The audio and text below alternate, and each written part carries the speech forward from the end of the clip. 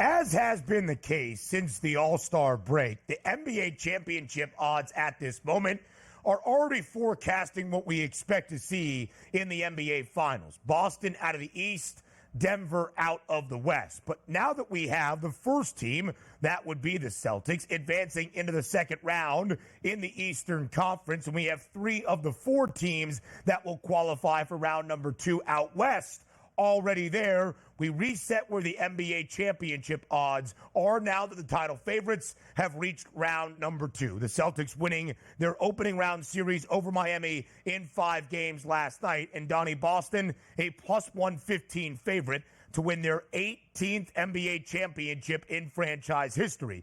This young group of Jason Tatum, Jaylen Brown being the homegrown headliners has been to this stage before. They have been to the Eastern Conference Finals. They have made it into the NBA Championship Series, but that 18th Larry O'Brien trophy has eluded them. The last NBA title in Boston way back in 2008. Doc Rivers was the head coach. Kevin Garnett, Paul Pierce, and Ray Allen were the headliners of the Boston Three Party way back then. Do the Celtics, being that short of a favorite at plus 115, now into round number 2, make sense to you?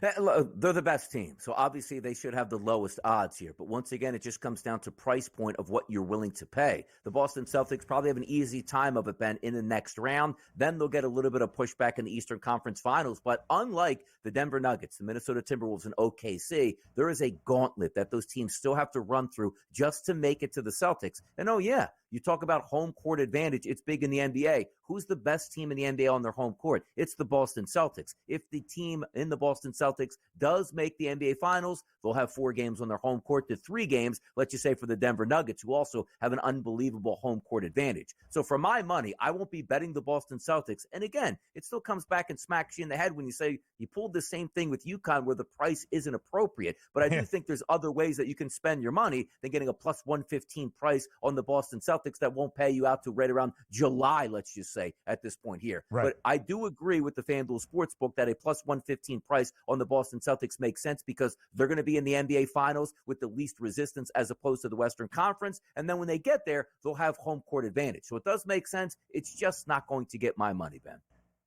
So, DRS, after the All-Star break, as I mentioned, it became very apparent to me that Boston was in a tier of its own in the Eastern Conference, approaching even money, plus 100, even closely into minus money to win the East. That's when I jumped on the Celtics price to win an NBA championship at plus 230. Still a very short number in comparison, but that's the number that I have. I feel good about that at the moment. So I ask you another question.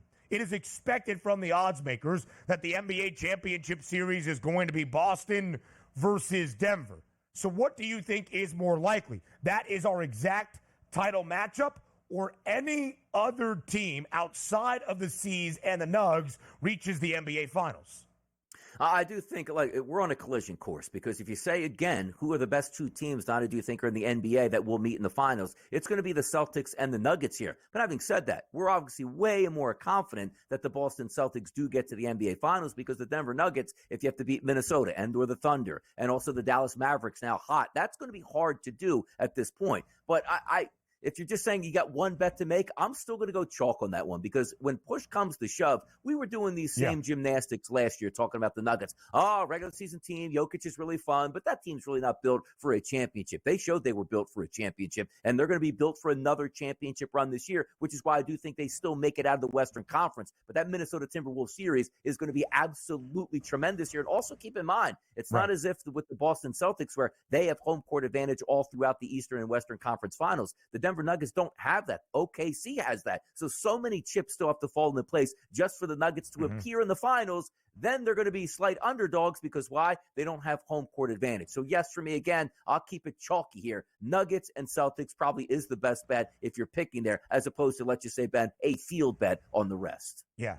It's hard to balk at that idea that Boston and Denver will not meet up in the NBA Finals. I will say the 4 shortest prices right now are the 4 teams that have already won their opening round series and advanced into the conference semifinal set. Boston, followed by Denver, and then obviously the Minnesota Timberwolves and the Oklahoma City Thunder. If we can go back, there are the NBA championship odds. The Thunder at a plus 950 price. The interesting thing is there, Oklahoma City awaits the winner of the series between the Clippers and the Mavericks. How short does Dallas's price get? Currently at 13-1, fifth best. If and when they wrap up this series, Dallas an 8-point favorite back at home in the decisive game number 6 tomorrow night against LA.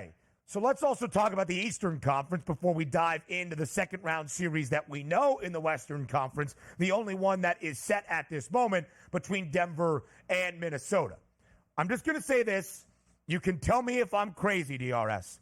When you look at Philadelphia, 45-1 to win the NBA title, the Sixers 16-1 to win the Eastern Conference. Philly right now is a 3-point home favorite in game number 6. That would make it a winner-take-all game number 7 if the odds track and the Sixers get a win tonight in game number 6. Winner-take-all game 7 back at MSG later this week. Is there any value outside of Boston elsewhere in the Eastern Conference? Philly does intrigue me ever so slightly. Let's focus on the intriguing number, which, again, to win the NBA championship is the price point I would bet at 45-1. But I'm not saying I'm actually going to bet that here, but let's just go into the optics of it.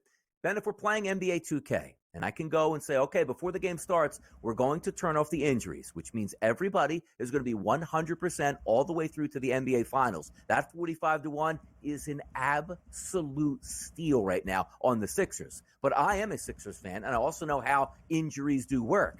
Big guys don't get healthy when they're already injured. And also, is there a track record like, man, Embiid went 6 straight playoffs here, never got injured and played wonderful basketball. We know his past already. He's more than likely. And tonight's Thursday night. I'm a half-hearted here as a Sixers fan, waiting at 3 p.m. to get an update that says, Joel Embiid's knee flared up here and won't be available for tonight. Good luck, Philadelphia 76ers. Because I know that's how it turns out. The Boston Celtics by far the best team in the Eastern Conference. If the Sixers were 100% healthy for that series, they would battle the Celtics. But Joel Embiid playing the rest of the playoffs, even if they advance past the Knicks, is certainly one of those options that I don't think is going to happen. So based on the price point, it's awesome. Based on what I know in reality with Joel Embiid's health, it's not realistic to bet that because I don't think that ticket cashes based on what I know out of Joel Embiid in the playoffs and his injury history, Ben. For sure. And I think the only thing you would hope for is a cash-out option with the 15-1 price or 16-1 price on Philly if they were to reach the Eastern Conference Finals, because the only good thing either for New York or Philadelphia is they don't have to play Boston in round number 2. They would get the winner of the Bucks and Pacers series, Indiana, 8-point home favorite tonight. So let's get to the second round series that we already know. Denver, a short favorite to win the Western Conference. Denver, second best price to win the NBA championship. But it's not going to be a cakewalk. They are greater than a $2 favorite, minus 205, to win their second round set outright against Minnesota. But, Donnie, I expect it to be as competitive of a series as you will find. I give the Nuggets the edge, no doubt about it. But it's going to be a test against the T-Wolves.